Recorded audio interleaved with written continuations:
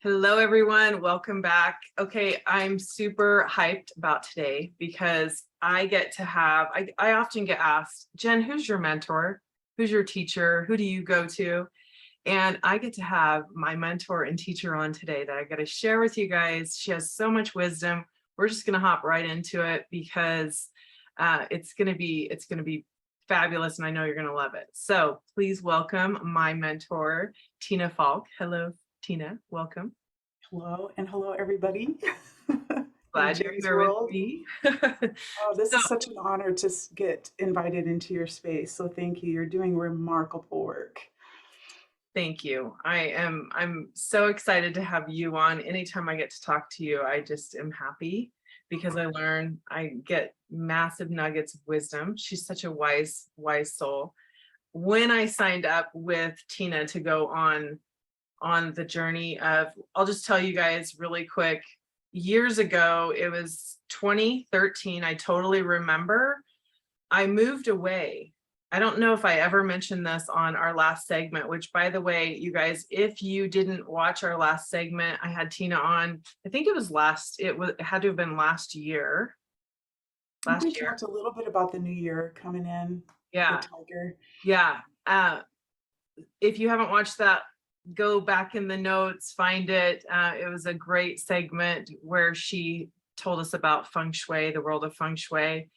But what happened was I was in a space, this is really important to share because I feel like people just have no idea. When they hear Feng Shui, they're like, huh, cool. I've maybe read a little bit about it, seen an article, maybe heard someone talk about, Feng Shui. But to explain to people really the journey of Feng Shui, it's really hard to even put into words. So I want to share my little story of how I was even led to Tina. So I was 2012. My husband had gotten an opportunity to move out of state. He got a position in Nevada. We moved to Nevada. While we were moving, my mother-in-law gave me a book from Barnes and Noble on Feng Shui. She knew I loved design. I loved to look at, make my space comfortable and happy and all of the things. And she didn't know anything about Feng Shui. I don't know if I ever even shared this with you, but she didn't even know anything about it, which is funny because it was obviously very divine for her to put that book in my hands. But I end up moving, and then I get into this book and I get so excited about it that I start searching to learn about Feng Shui. Well, now I live in Nevada, and the one person I find is you, Tina Falk, and she In lived Utah. right where I just moved from, which was so bizarre. Well, I was like, dang it, are you serious? Why did I not know she was right by me when I lived there? Why did I not even know any of this? And I continued to learn and study. Well, then I found out I was moving back less than a year later. And so the first thing I did was look you up, call you, reach out to you, and come studying under your wing. And it was such a huge turning point in my life. So huge. I had no idea the magnitude that the effect you would have on my life and my healing and my marriage and my past trauma and my relationship with my children. And so it was almost like this little wounded duckling bird finding her mama. Like I was like, help me. And you opened up your heart with such a space of healing for me with no judgment. I remember I had so much shame and fear and guilt from things I'd gone through, and you were just so open-hearted, and I just am so grateful for you. So that's Tina. That's how I found her. Yeah, you were. I didn't see the wounded little bird full of shame. It's not what I saw at all or what I felt. You were so eager and you were so open. You had so many questions. Your curiosity is, I think, really what guided you. I was just like, okay, you asked this question, I can lead you this direction to find this answer. I don't think you're giving yourself enough credit because your curiosity, and I think that's such an important thing to have these days, is to be curious and not to settle in a comfortable place that's like, oh, that feels true. Just keep asking. Even like in this business that I'm in, feng shui and Chinese astrology, I question it all the time. I question the validity of it. Why am I doing this? Should I be teaching this? And then I'm always reminded, I come full circle, or I make a shift because I want to make it applicable to today. Because this is an ancient system. We're talking 4,000, 5,000 year old system that it's like, some of it's kind of outdated. It's because of the way that the system was written and the way men's roles and women's roles were back then. So how can I shift it, or how can I make it ring true for today? So thank you for your curiosity. You were one of my very first students when my feng shui master gifted me her school, and it was such a joy. And then to form a relationship with you and your family through it, that was a bonus. Not just the people you live with, but your extended family too was a bonus to me.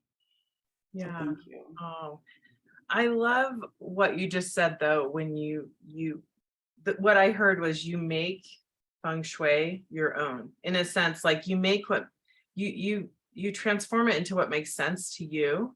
Hmm. There's so many things in life, in the spiritual world, that people don't it doesn't resonate with them. It doesn't um feel right to them. And so they just leave it, or they try so hard to get their head to wrap around it. And I think in feng shui, especially in feng shui, it's like if you can make it your own and you can go, oh, at the end of the day, how does this make me feel? This principle, or whatever you're doing in your space, how does it make you feel? And if it helps you, if it makes you feel good, if it raises your vibration, your positivity, then you're doing it right. Yeah. Yeah. And I think everything is feng shui. To me, feng shui is just the practice of mindfulness, being conscious about your own personal energy and your relationship to external energy, whether it's the person you're sitting next to at a cubicle at work, or the people you share your home with, or the people that live across the street. It's just understanding that relationship and creating a space that's supportive, right? That's reciprocal, that feeds. If it doesn't, then we shift, right? We quit that job or we get fired. Those things happen for reasons. And so I think that's important, and it's something I stress with all my current, the students that go through my training program, because is make it your own. I'm going to tell you these fundamentals. I'm going to teach them to you, and I want them to be ingrained in you. But just like my feng shui master, once you know the rules, then go break them, go make them work for you. And the best feng shui practitioners are those that, and people who practice feng shui, experiment with it, Mhm. because there's no cookie cutter anything, especially when we're talking about energy and life and seasons and people growing and dying. There's nothing that says this is the way it needs to be done. And so many times when I'm even working with specific things that I placed around my home, back when I started, I was into the trinkets and having the crystals and stuff. And they're all in a crate in my basement right now. It's just, for me, I'm realizing that I'm the feng shui cure. Mhm. When I walk into the space and give the space my love and attention and intention, that's what activates the space. If I neglect the space, it's not getting my vibes, it's not getting my energy, just like a relationship. If I'm not keeping in contact, or if I'm not expressing my love and my gratitude for this person, that's not, I'm not providing good vibes or good feng shui to that situation. So there's so many times though that when I'm, walking on my space, and it's like, oh, well, because of this school and because of the timing of this, I should move this over here, like according to Flying Stars Feng Shui. But I'll go to move it and I can't move it. It's like, no, I got to leave it there for a little bit longer. So it's playing with the energy. And the feng shui to me opens our minds to, oh wow, we have stuff we can work with, stuff that we can engage with, even though it might feel like it's just a color on a wall or something symbolic that represents something. No, it's an energy that triggers an energy within us. And you talk about that stuff all the time. And I think it's important that we understand that it's not just us and them or us and this. We need to form relationships with everything in our lives. Yeah. Wow. Well, with you, your space, I can't even explain how your space feels. Like when I came to your office, when I came to your home, it's just like that makes perfect sense because I love how you said I'm the feng shui cure because your space is amazing. I always wonder, like, we have this saying in my family, okay, we need to feng shui. We need to feng shui the bedroom. We need to feng shui the, the whole house, top to bottom. We've been living out of suitcases because we've been traveling or whatever. We come home, the house is a disaster. Is your house ever a disaster, Tina? There's some rooms I have no control over.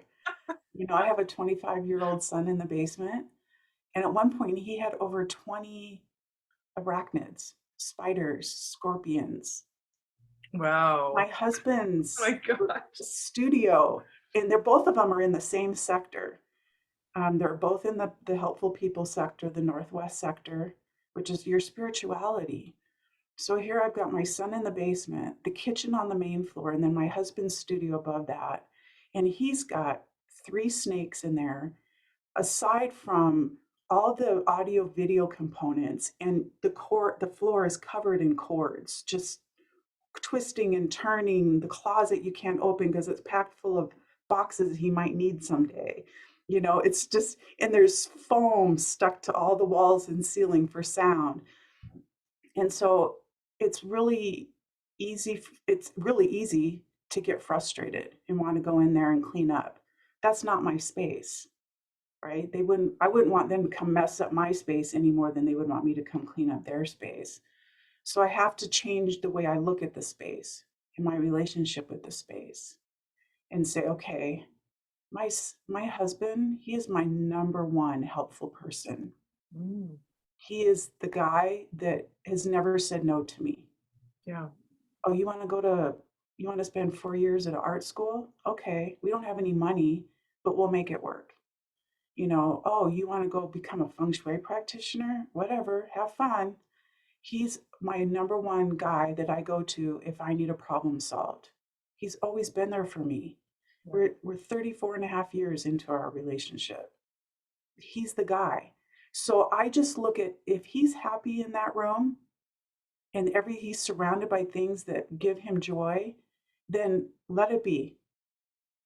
Yeah. That's what it's going to look like. And I have to surrender to that and say it is what it is. And he is so important to me that that's not worth the fight. It's not worth the power struggle. And so I'm going to let him have that That's amazing. while I pray for my son to move out. I Just love him and I kidding. don't ever want him to leave, but We don't really want you to move out. We're kidding. Oh my gosh, that's amazing. That when you said that you have to change the way you look at things and also that you're the cure, Mhm. it made me think about when I first started feng shui and I remember you said, "Okay, once you go on this journey, you never go back." Like your eyes are open to certain things that you can't not see from now on, you know? Mhm. But at the time, I was a sales rep going into nursing homes, hospitals, places where people were sick, where they were sad, where they were afraid. And I remember going, oh boy, as I'm learning all these things, as I'm reading, as I'm studying and going, oh my gosh, this is what I bathe in all day, is these emotions of people being, you know, afraid and and at the end of their life or, dying. And so I said, okay, I have a couple choices here. I can either be afraid and let it surely affect me. I can quit, Mhm. which I'm not ready to do yet, or I can come in and project I can bring healing, I can bring love, I can bring joy to these people that are here, and I can just really, really project my light out. And so that's the one I chose. And I remember people saying, wow, I feel so good when you come here. But I really had opened my eyes to that of I'm setting the intention that when I walk in this hospital, when I walk in this space, I'm gonna have a bubble of light around me that I'm just gonna give to people as I go through this space. And I did really learn that you get to choose whether you're the cure. Mhm. I think so much in the spiritual world, in the healing world, in the personal growth world, we put so much power outside of ourselves in the crystal, in the card deck, in the numerology, in the, whatever tool it is, Mhm. forgetting that yes, they are powerful and yes, they can support us, but we're the power. We're the part of God in our human vehicle, and we're the master going through to manipulate the energy and to change the energy, and it's a support tool for us. But so, Mhm. so often you see people give all the power to the tool, right? Yeah, and that's one of the misconceptions with feng shui, especially in more of the Western world of feng shui, is that, oh, really? This crystal's going to make me rich? I put this plant over here and now I've got money coming in, or this is going to fix my relationship. That's not what the purpose of that stuff is. It's something that you are putting a consciousness or an intention into that says, when I place this with a prayer, with reverence, that now it's placed in such a way that every time I enter this room, I'm remembered. I remember why I placed it, because we need those things. A lot of times we have stuff in our rooms that trigger us in bad ways, like a pile of stuff that is needing to be done, or something you got from, you know, a mother-in-law that you don't like, Hmm. that kind of stuff. But when you have something, it triggers you subconsciously and reminds you of your connection with that space or with that intention that you placed. It's not the crystal, it's not the little, you know, Buddha statue that's curing the room or is the remedy or the solution. I just I agree so much that we've so externalized our human experience. I even if you don't use things like crystals or bells or oracle cards or anything, they're to me they're more of like a conduit, right? It's kind of like when you pick up the phone to call somebody. It's not the phone that's got the message in it. You're relaying the message, and the other person on the receiving end is receiving the message. The phone is just a way for you to relay or open up that channel for that message. And so I think we need to take our power back, and not only spiritually, but emotionally, physically. My daughter and I have started doing some recordings. We don't know if we'll ever post them or not. And my daughter, she's 19, and we talk about these different topics that I've I have always been pointed out as that I'm different. The way I parented, the way I see things. And one of the things is trust. I don't put trust into anybody or anything. There's no reason for me to give my trust away because they can do whatever they want with it. And then once I'm depleted of trust, I can't even trust myself. So there's two things that I trust. One is me, right? That no matter what happens, I'm going to be okay. I'm going to figure it out. I've got my helpful person upstairs in the studio with the door closed. Whatever. I know I can make it through. Always have. In fact, that's been my husband's and my motto since day one is everything always works out. Mm.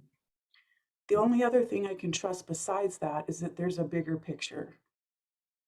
And my little brain has no idea or capacity to even understand that. And that's part of me trusting myself that it'll work out. There's a bigger plan, whatever you think that is, whether it's an alien experience or God's plan or whatever, that we're just this fleeting blip on this timeline. And I'm playing this role right now. So I have to trust whoever's in office right now, whatever's happening in the world right now, whoever's moving in across the street from me this year, that there's a plan.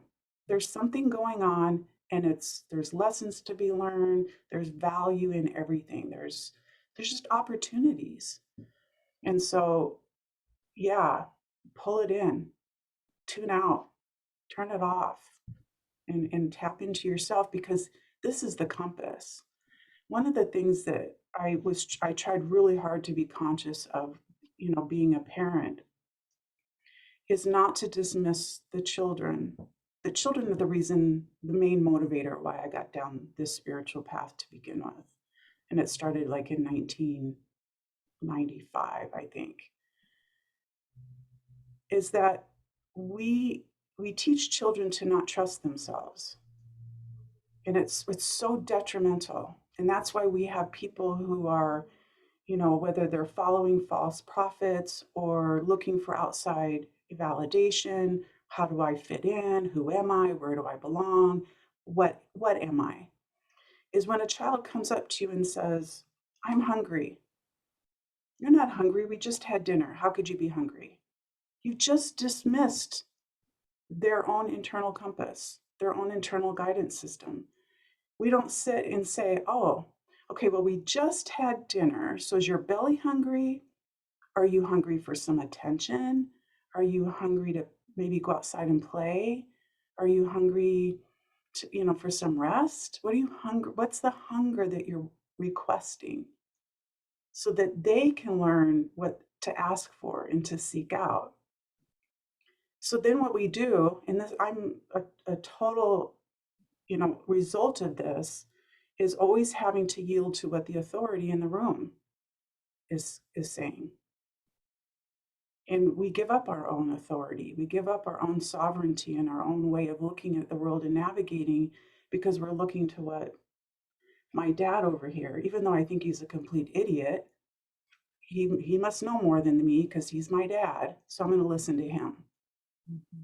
It took me a long time to figure that out, way too long. And it's disappointing that it took that long for me to realize that that's what we've done to ourselves. Generation after generation, we just dismiss our own voice.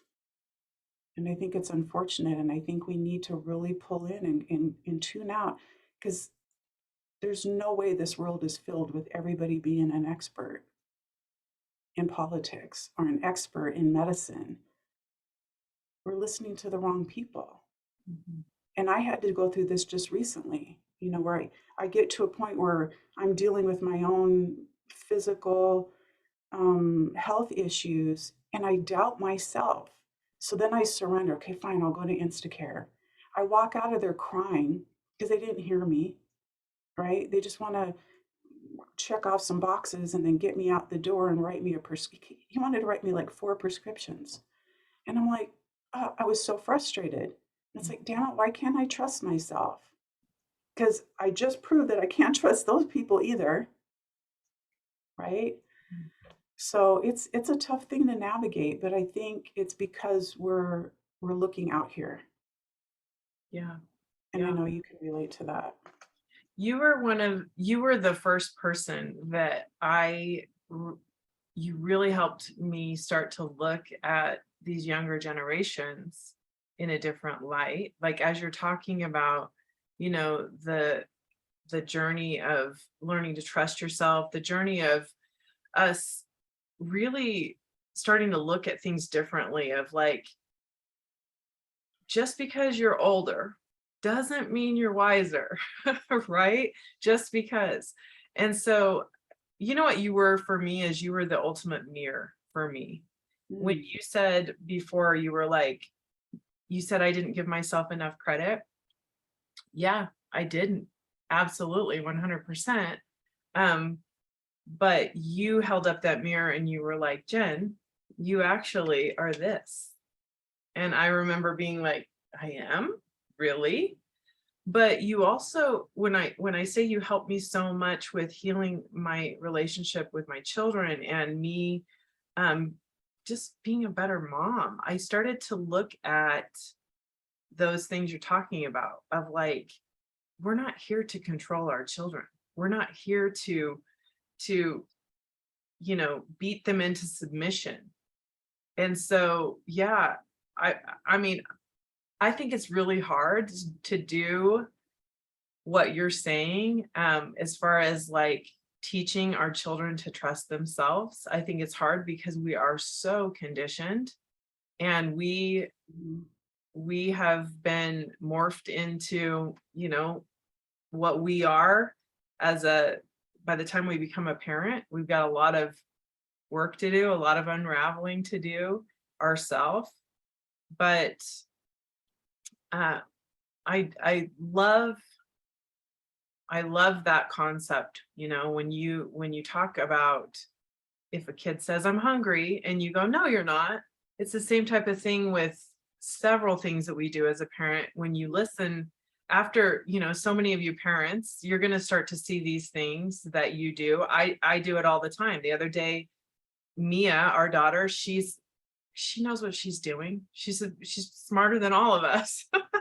I'm not saying smarter than all of you listening. I'm saying in our household. But she comes out and she has her shoes in her hand, and Danny yells from the car, "You're not wearing those shoes." And she goes, "Yes, I am."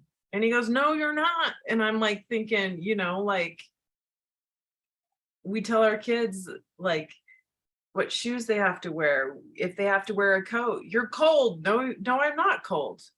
Well, it's 20 degrees outside. Okay, well then at least carry the coat, right? But do they have to really put it on? But we love our kids so much. We think, oh my gosh, I don't want my kids to be hungry or cold or, any of these things. And so it shows up as control, right? Mhm.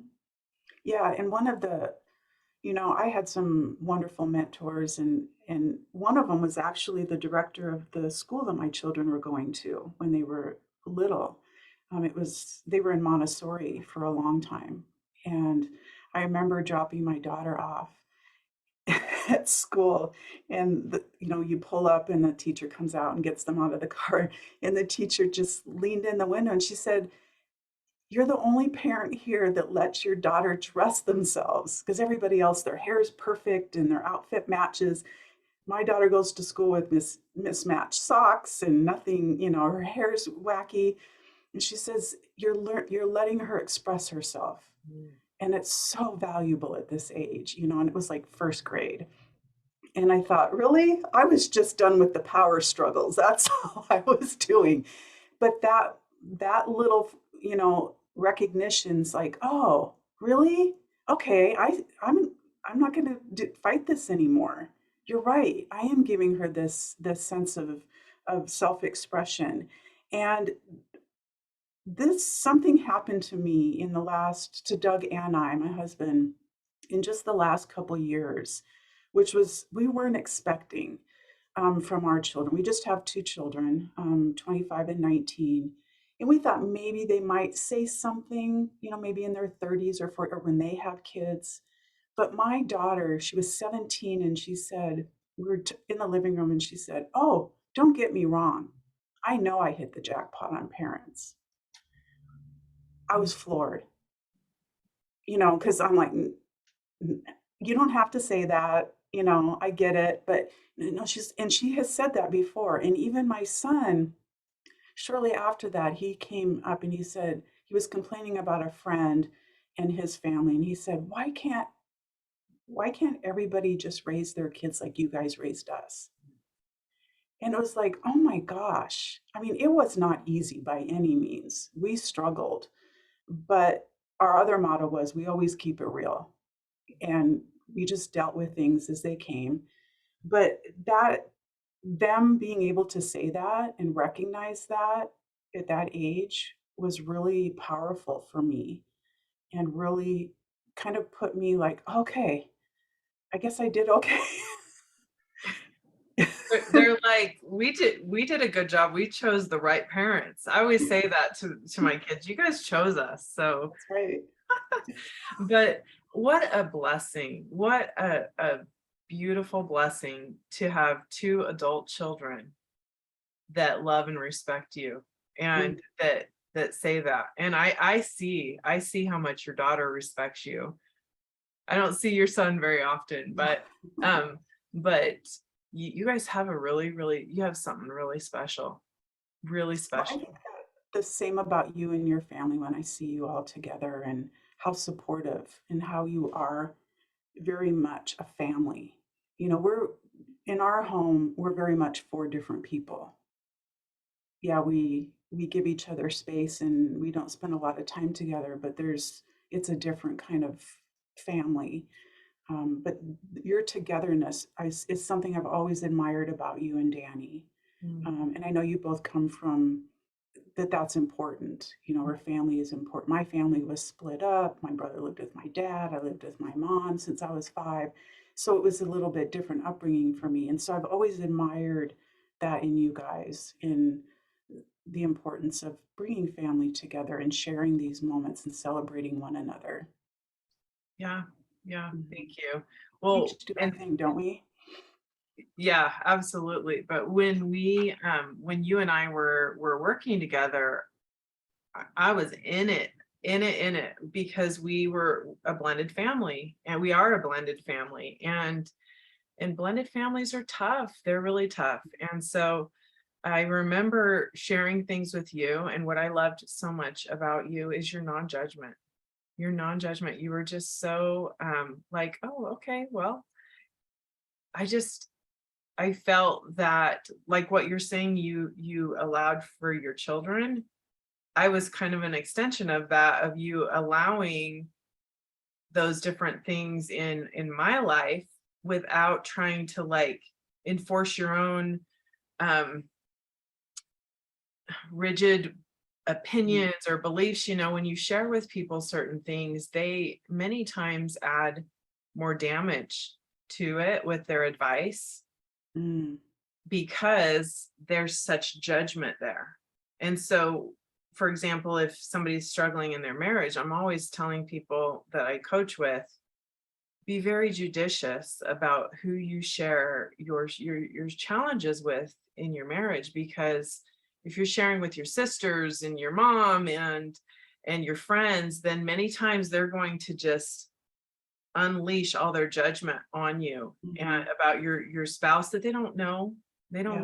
know a lot about. And so um that is a gift that you have, and I can see that your children have benefited from it, your husband, and then all of your clients as well, because that is something that I think is hard for people to do, to allow them to trust themselves, to allow and guide them, Mhm. but not try to take over, not try to drive for them, not try to say, well, you need to do this or you should do that.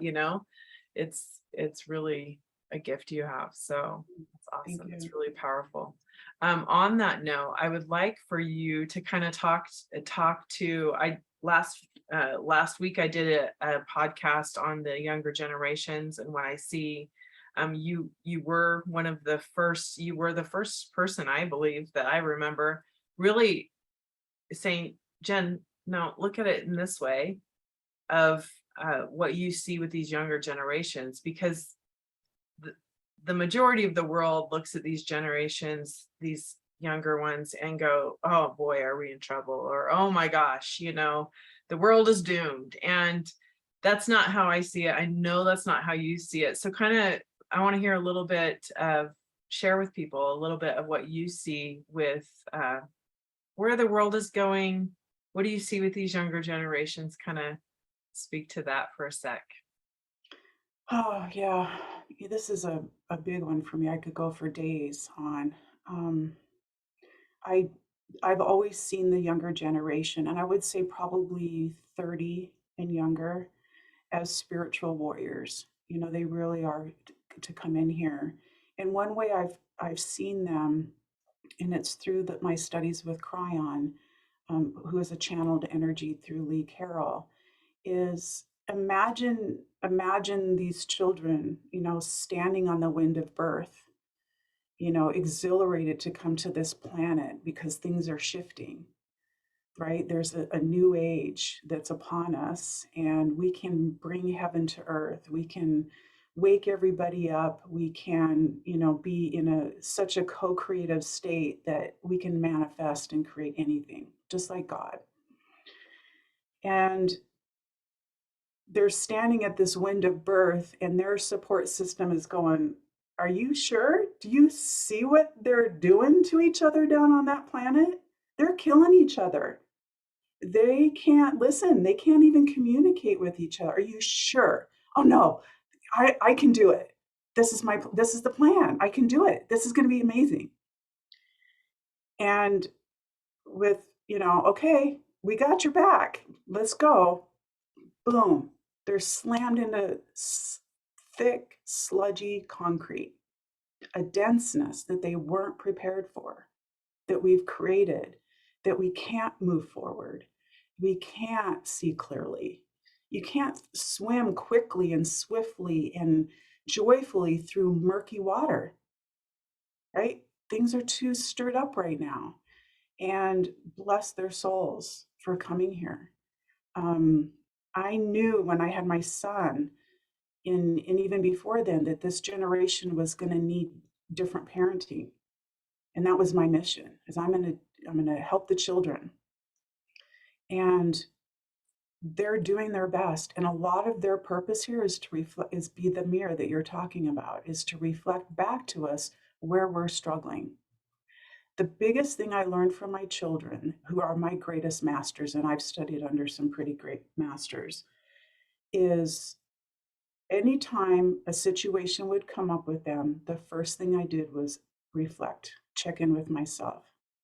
Where am I not in integrity? Because they're pushing me. They're really pushing me in this moment.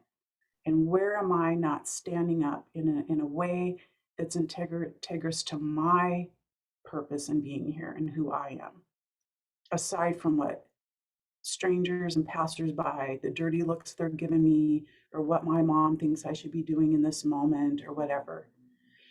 So that's the first thing I see them, is they're reflecting back to us where we're really struggling. A lot of them are here, they're going to take one for the team, right? They're here to shift the consciousness, and sometimes they are the sacrificial lamb for that, right? They're the ones that are taking the gun into the school, or doing something that stirs up a community that finally brings them together, that gets change to happen. So it's not to look at these children or these young souls, they're not young, but these young human beings, and to feel sorry for them, or to be angry at them, or to be worried about them. That's not a supportive vibe at all. That's the last thing I ever want from anybody that I know, is for them to worry about me. That's not helping me. You want to help these kids? Feed them your love, feed them your gratitude, feed them high vibes so that they can be who they're meant to be. We don't know what their path is. We each come with such a unique path. It's not for me to judge what their path is. And I'm a little, and maybe I do see things a little bit differently, but there's a lot of pain that is being expressed in these moments of despair. We need to touch that pain. They're exposing it, they're bringing it out, saying, this, why do we keep ignoring this? Whether it's mental illness or whatever, there's so much pain happening within us all right now. And these children are saying, why aren't you dealing with your own shit? Why do I have to deal with it? Why do I have to expose it and put it out there? That was one thing for me personally that frustrates me, even in my own family lineage, is that it's all being put on my shoulders to fix all those generations behind me. And so it was clear that I wanted to fix things in my family so that my children didn't have to carry that burden. These kids are carrying the burdens of the generations that came before them. And I think they're brilliant. Some of them are here to push buttons, to rebel, question authority, resist, whether it's your authority as a mom or your authority as the teacher or medicine or the government. That's their purpose. And they're doing a stand up job, but they need our help. They can't do it alone. And then there's the other group of part of that kids that are more that crystalline energy that are the peacemakers. That they're here to save the planet. They're here to clean up the beaches or to have the lemonade stand and raise funds for somebody who has cancer at their school. There's a really good balance of warrior energy and peacemaker energy in this group of people. And we just need to support them and not be afraid of them, not be worried about our future. To me, the future is theirs. It's not mine. I mean, I'm only 56, but I look at it, in fact, when, we do write-in ballots here in Utah. When it was time to vote, I let my daughter sit down and vote. She wasn't old enough, but I let her fill out the ballot. She did all the research and I let her, it's like, who do you want? This world is your future. Mhm. I think us as parents or grandparents or great grandparents, we should be looking at our younger people and saying, what kind of world do you want for your future? Because our, I mean, I still have some time here. I plan on being here for a long time.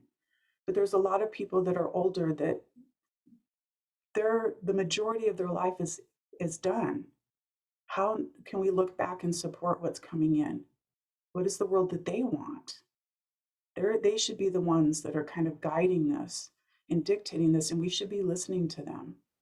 Years ago, in 2003, I went to the Psychic Children's Conference in Hawaii, in Kona.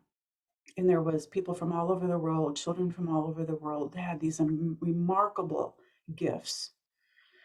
And it was an amazing weekend, aside from swimming with dolphins and being with woo-woo spiritual people back then. But at the end, all of these children in all these different languages came up on this stage, and and this is 2003, their main message to humanity was to see the children, really see them, and then listen. And that's something that has stuck with me ever since then, that we don't see them. We dismiss them. Oh, you don't understand. You don't know, you're not experienced, you haven't been on this planet long enough. You need to give them space to see what's possible. And I think there's some that are misguided, right? Because they're reflecting the misguidedness of everybody else on the planet. Yeah. Wow. Uh, I believe, when you talk about those two groups of that two energy, I believe that I have Mhm. definitely out of my youngest two, I've got the warrior and then the what did you say? The crystalline was The peacemaker. the peacemaker. I Mhm. definitely see that. I was trying not to chuckle when you said that because it's so obvious to me, right? Um, but that warrior is more of that indigo energy, right? That indigo where they come here because they're strong enough to do it, to look us in the eye as a really young child. I think of Mia, and she came into the planet as your equal. She did not care if she was 1 year old, and she'd look you in the eye and be like, no, which I know a lot of 1-year-olds, they have Yeah. that energy where they're going to do what they want to do, but it never left her. And one thing that was so fascinating to me was one time I was at a baby shower. I was around a bunch of people that I didn't really like, I wasn't around them very often. And I found myself feeling all of a sudden, um, well, I had Mia with me. She came with me and she was only like 5 years old. And she ran in to go to the bathroom, okay, at this house we were in. And all of a sudden I feel myself feeling really insecure, like just really uncomfortable and thinking to myself, I can't wait till Mia gets back. Because she's 5 and she has this confidence and this energy that as soon as she sat back down next to me, I was fine. But it was that small talk and that I was feeling really not maybe not insecure, just uncomfortable. Hmm. And she just came into the planet with this bold confidence. And she also puts me in check, puts all of us in check, but she also, she to me she's that picture of that indigo child that they are here to break down systems that are like, so what if you've done this for 100 years? Hmm. It sucks Hmm. and it needs to change, right? Why are you doing it that way? And they're there to really be that brain, that chain Hmm. breaker, and then there's Drew, he's just such a gentle soul. And he's got those big eyes with the big eyelashes, and he's just calm, and he's got that more stable energy. And actually, I felt both of them in spirit form before I ever even got pregnant with both of them, each of them, right? I felt him, and I knew he was a male. I knew he was my future son, and his energy is exactly like it is in physical form. Hmm. It's calm, it's right there by my side, it's there, and it's just that Oh. grounding, calm, peaceful, unconditional love right there, right? And then Mia, I felt her before I ever got pregnant with her. I knew she was a girl, and she was like fluttering all around me. She's everywhere. I could feel her, Huh. like more like a butterfly, like up, moving fast, Oh. and just a lot. And that's how she is in life. She's just her energy in physical form is very what I felt in spirit form. So it's really interesting. But I love that I love to hear your perspective, and I know people will really benefit from hearing that. So thank you for sharing that. Mhm. Okay, I want to get to let's get to the energy of this year. I love hearing from you. We're gonna shift into the Chinese astrology. It's a big tiger year. We've got a triple tiger and a rat, right? One rat, three tigers. We're almost to month 8, which is bananas. This year is just flying by. What are you seeing when it comes to how is that showing up? Like, kind of speak to what you're seeing, and yeah, share with us. And what are you seeing for the rest of the year? Oh gosh. Yeah. So in the Chinese New Year typically runs from around February 4th to the next February 4th. So really we're just at the halfway point for the Chinese year. And it's a turning point. So so what we're talking about with 3 tigers and a rat, when we pull a Chinese astrology chart, you have 4 animals, 4 of the Chinese zodiac animals in your chart, and it also reveals how much you have of each of the 5 Chinese elements: metal, water, wood, fire, and earth. So we have a triple tiger year.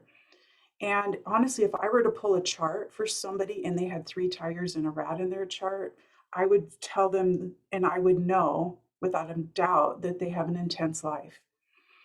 When you only have when you have three animals in a chart, 75% of your chart is going to respond through that animal energy, through that personality, those characteristics. A tiger is the symbol of power and authority, prestige, royalty. It's a very divisive animal. It's the symbol of war. That's where we're at. In fact, February is the month of the tiger, and that's when Putin invaded Ukraine. That's a lot of tiger war energy. The divisiveness of the tiger and how this animal presents itself is it doesn't like sitting on the fence. It doesn't like not knowing, because when a tiger puts its energy towards something, it's all in. So it's either like, I'm not interested. I'm going to go crawl up back up in this tree in the shade and chill. Or, yeah, I'm freaking hungry. And so I'm going to go after this hunt. So whatever it chooses to put its energy towards, it's going to put in the same amount of energy, whether it's a little, field mouse or a deer. The same amount of energy is going to go into stalking that animal, hunting it, preying upon it, pouncing on it. But which one is going to have the greater outcome, the greater result? Well, that mouse is just an appetizer. The deer will feed that tiger for the week. So this year, so much of it is about what's the product of what we're putting our energy into.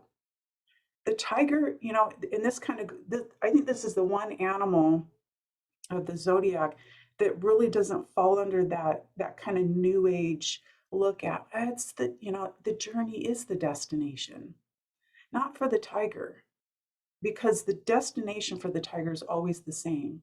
It's the outcome. What is the outcome of what I'm going to do here? And that's what we have to focus on. I do a Chinese New Year event every January, as you know. And my motto for this year was fierce, focused, and hungry. We have to know what we're hungry for, right? What's the payoff? What's the big thing that we want? It might be something this week that I really want, or it might be that I just want to get really healthy, really feel vibrant and happy, or it might be this amount of sales that I want to make in my business, whatever it might be, or purchase a house, go on a trip. What are you hungry for? And then stay fiercely focused on that. Because cats, whether you have a cat in your living room or you watch tigers and cougars on Nat Geo, they're so hyper focused. There's no room for distraction because they're going to lose what they're going after. And so we need to always come back to our center and realign with what our focus is on what that outcome that we want. Maybe our outcome is peace on earth. Maybe our outcome is, to live forever. Whatever it is, we need to stay focused on that. And along with that divisiveness is getting off the fence. Pick a side. You can't get it wrong. You really can't.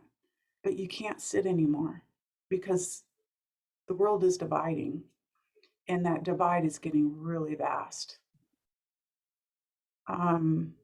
Honestly, at the beginning of I usually start looking at next year's energy around September, October.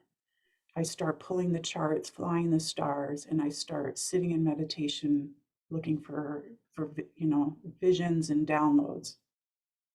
Because I want to stay here. This is where we are right now, is this tiger energy, the triple tiger.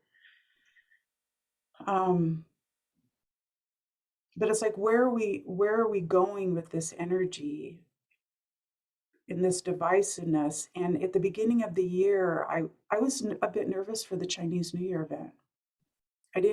The last thing I want to do is get on a weekend call and sound like Debbie Downer. I always want to give people hope, or drive that, hold that torch to say, even though it's going to be chaotic and it's going to be a shitstorm, it is what it is. We've co-created this situation. Whether you want to accept it or not, we have. And so, how are we going to get through this? And we really do need to get on the fence. And one of my off the fence, because one of my biggest concerns is as things are dividing, how do we coexist when there's such differences, when two people can be looking at the same thing and not be in agreement at all about what just happened? How do you coexist? How do you communicate when the line, it's like one of the visions I have is like if if you've got, like, I'm standing on one edge of the Grand Canyon and there's somebody on the other edge and there's this huge divide. I can't just like quickly run over there and go, "Hey, what do you think about this?" I have to send smoke signals or a pigeon or something with some kind of a message. And is it going to be interpreted correctly? Am I going to get my response in time? It's like, how do we communicate across this vast divide? It's really interesting. I couldn't be more excited for this time. I feel like I'm here for this time. I was born to be here. I'm not an indigo child, I'm a crystalline child. I'm here to be here and to witness this. And I've just been waiting for this. And it's just exhilarating to me. But there's also that super empathic, compassionate side that knows that some people will be, you know, going down. They're losing their lives during this. Yes, maybe that's part of their mission. Maybe that's part of their calling is to be that, be in that classroom at that moment so that everybody else can rise up. Um, the rest of the year, hmm, I'm not sure. I kind of tend to stay right here. Like in August, we're heading into a monkey month. The monkey is super unpredictable. Mm. So who knows what next month will bring. That's interesting because I know that monkeys are in opposition of the tiger. Mhm. So that's I I know you have a double monkey. How's she doing actually? I've thought about her this year. She's doing pretty good. Yeah, my Good. daughter's a double monkey, double horse in her chart. Yeah, Yeah, she's actually navigating this pretty well. good. Well, she's got you to help for this year. I have a monkey in my chart. I have a monkey in my emotion pillar. Mm, And I felt it this year. In fact, yesterday I said, Mia was like, "What, mom? What are you okay?" And I was like, "Yes, I'm fine." But I just felt like crying. I was mhm, like, I don't know why, And and she goes, "Oh, come here, right?" And I don't know, like I felt that emotion this year. Not extreme, not every day. It's not like, oh, I'm gonna, expect to have a really hard year because I have a monkey in my emotion pillar, but mhm. I definitely have felt it. And so if it's a monkey month, does that mean you get a little bit of help, a little support as the monkey, or no? Does it not mean that? It can mean that typically when you hit a period, whether it's like a month or a year that matches one of your animals, it will bring out the best and or the worst of you of that pillar. Depends on the work you've been doing, right? Some people need to be pushed. Yeah. The tiger is here to teach monkey to take things a little more seriously in that aspect of their lives, to Mhm. look at things a little bit. I have a tiger in my emotion pillar. So you and I are, kind of opposing forces when it comes to emotional stuff. Both my children have monkeys in their emotional pillar, like Mhm. you do. And that's always been something that we've, have struggled with. Um, the monkey is can be careless, but he's carefree. It's like, oh, it's no biggie. It'll be fine. It's easier for the monkey to kind of let things go. But you're right, there will be some opposition, even more than what we've seen. A lot of, I think, of what people are feeling too this year is the amount of water and wood that's in the chart is high. We haven't had this. And if your chart, your personal chart is already high in water, this can be a troubling time. Water speaks to depression, right? Not keeping your head above it, feeling like you're drowning. You need to be grounded. You need to have people in your life who are grounding, that can comfort you, you can reach out to, who aren't going to judge you, who aren't going to question you, that will just, be a safe place for you to get your feet on, right? To have an anchor, even if it's just sending a text out to somebody to anchor in. And I think that's one of the things that we're seeing now with all water and wood is actually what feng shui means. Feng shui, it's wind and water, and wind is wood energy, and air in Western elements. That's storm energy. That's what we're seeing. We're seeing these storms move across the planet, whether they're, literal atmospheric storms, or they're energetic storms, or emotional storms that we're brewing. Some of us are in the path of those, and we get hit. Our homes, our lives get destroyed, but we rebuild. That's what we do, because that's what needs to happen. So I think there's a lot of opportunity for destruction, leaving certain things behind, certain ideals, certain beliefs that are outdated, that aren't gonna really serve the new world, our children moving forward, our grandchildren. And I think that's a good thing. And I think we just need to be open minded to the possibilities of different, new, unexpected. I think, I think, I think we have great potential. I think we have a couple more rough years ahead of us. I think the 2024 will be somewhat of a big turning point. It'll be the year of the dragon. The last time we had the year of the dragon was 2012. That was the end of the so-called Mayan calendar. It was a big turning point. And the last time, and the time before that was 2000, when we thought it was going to be Armageddon, right? Y2K. Oh, So yeah, we have interesting. something to look forward to. The dragon is, you have a dragon in your chart, as do I.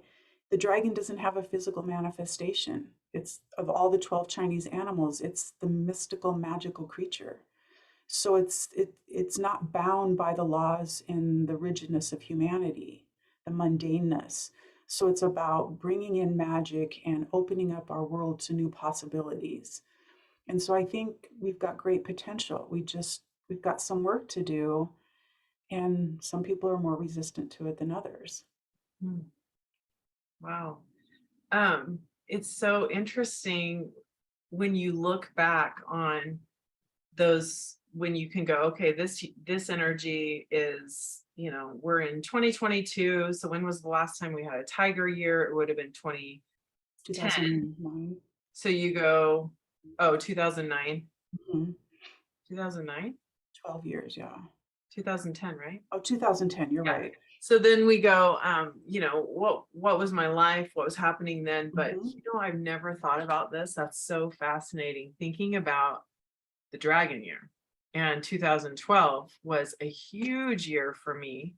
Huge for That was a big year for me as far as really stepping into personal growth year. Mhm. Massive, right? And then 2000, wow, that was the year that my marriage fell apart. I had my son. It was a profound year for me. I've never thought about that, of what a big year the dragon years have been for me personally. Mhm. Wow. Yeah. That's really And that interesting. dragon, whether you have a dragon in your chart or not, it's going to affect you, Mhm. right? That dragon energy, that magical being. I mean, we don't understand dragon energy, because it's make believe, right? It's a fantasy. And so it's, what is it that is it for some people it'll be destructive. It'll be a fire breathing dragon that's going to wipe out, a whole community. Mhm. But for others of us, we can look at it as something I've always seen the dragon as it's the only animal that can fly on the Chinese zodiac. So it has this ability to swoop up high into the heavens and see the bigger picture Mm, and not sweat the small stuff.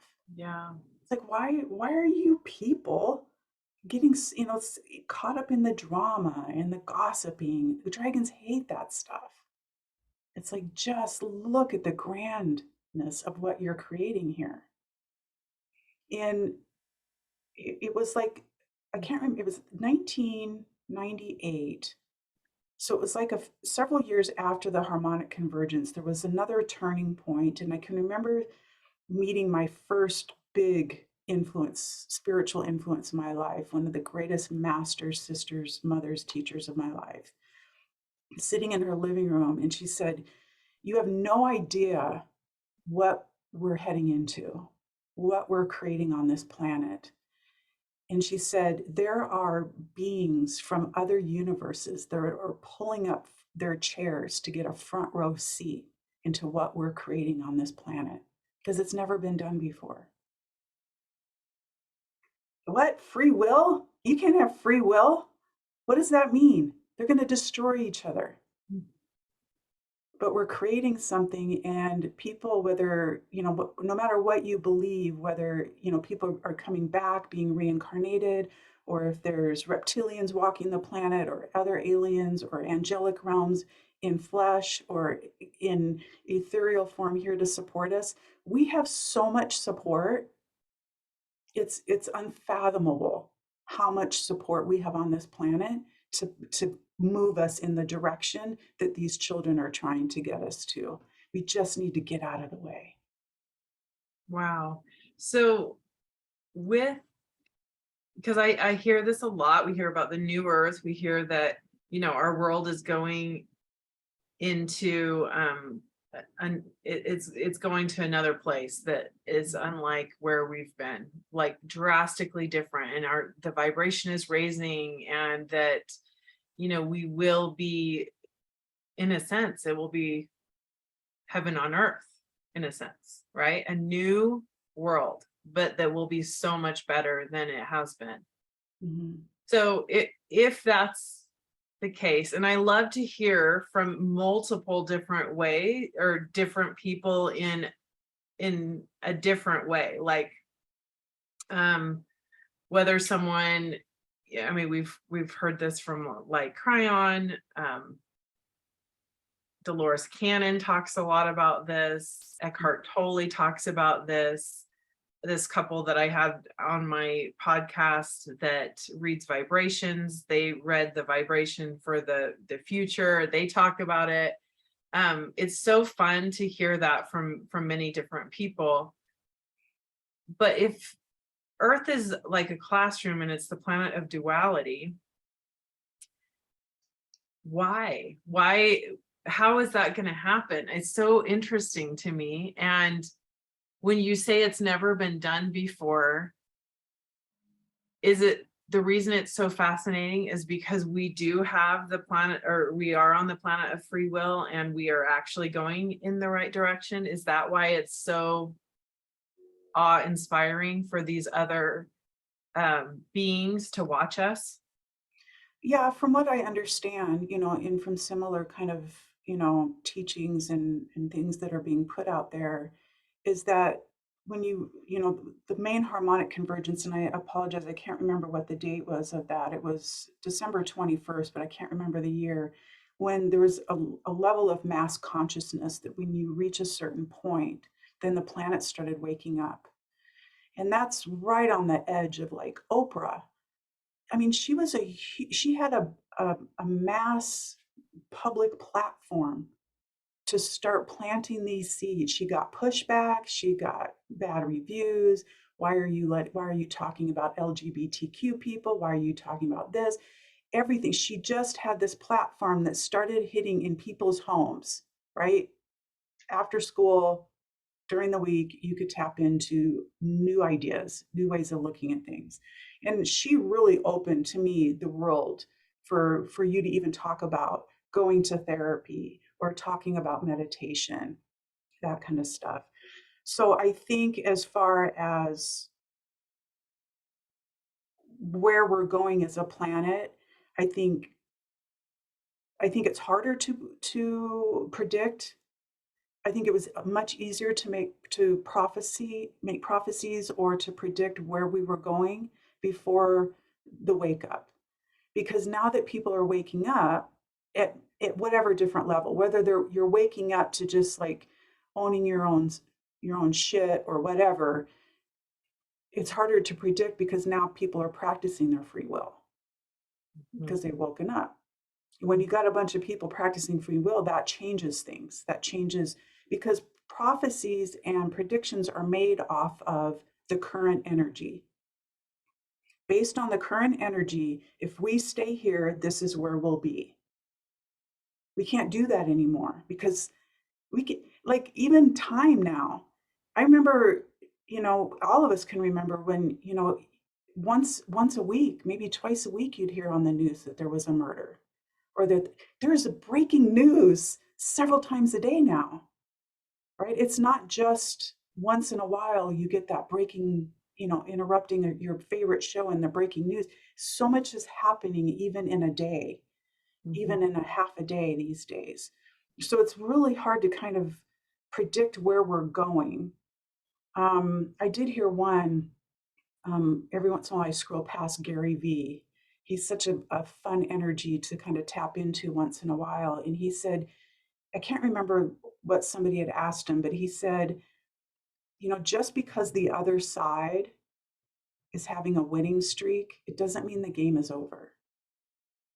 And so some of us, it's really easy to go, see where we're at. Mhm. It's all this minority group that's got the loudest voice, and they're the only ones we're seeing on the news. And this is the world. It's horrible, but it's the majority that has common sense, that lives more in the middle, that just wants this to be for everybody.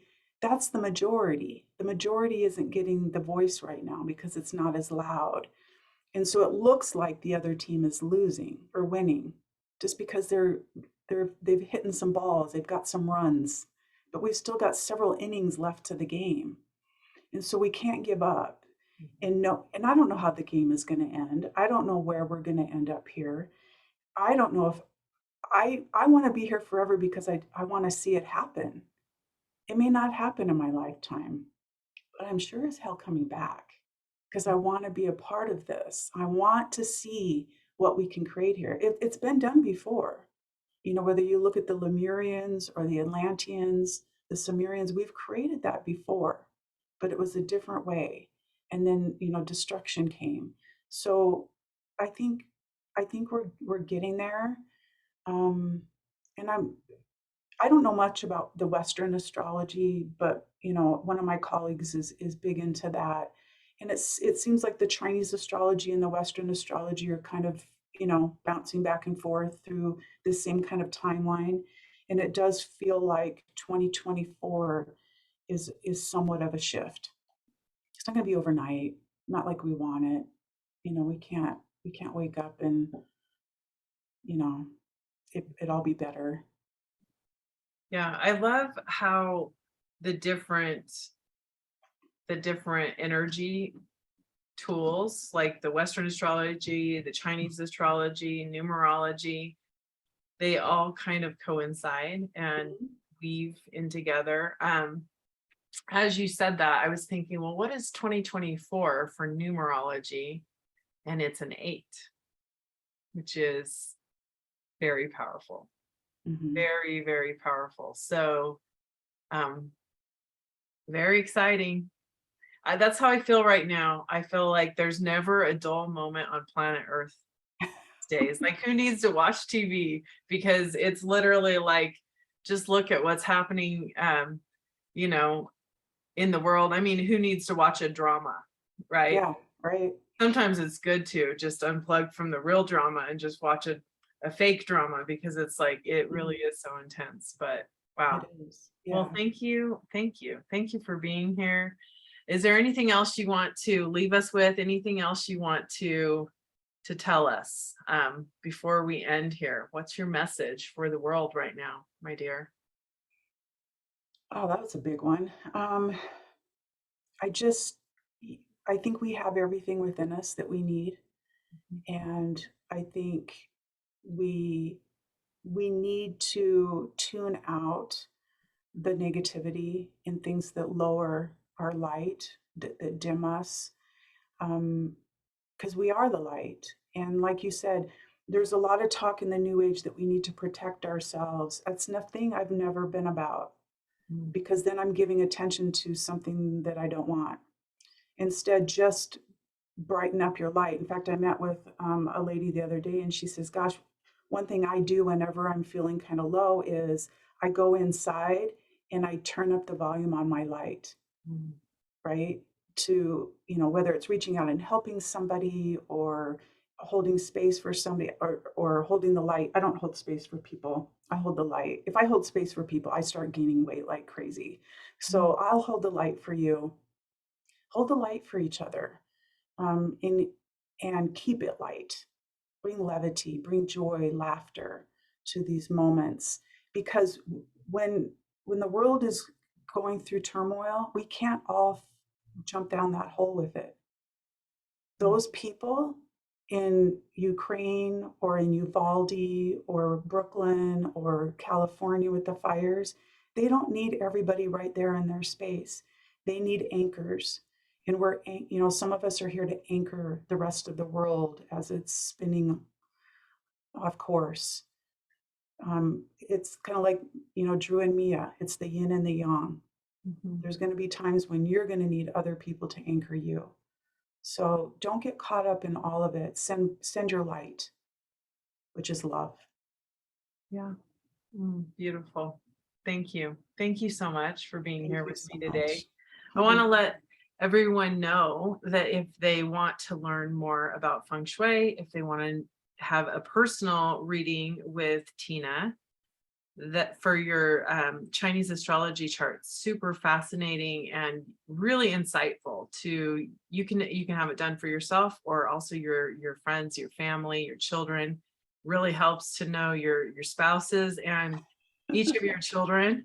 So if you want that, then I will put a link in the show notes on how to contact her. And just thanks for being a part of this beautiful conversation with us. And thanks again, love. Thank you. Thanks, everyone. Okay. Bye for now.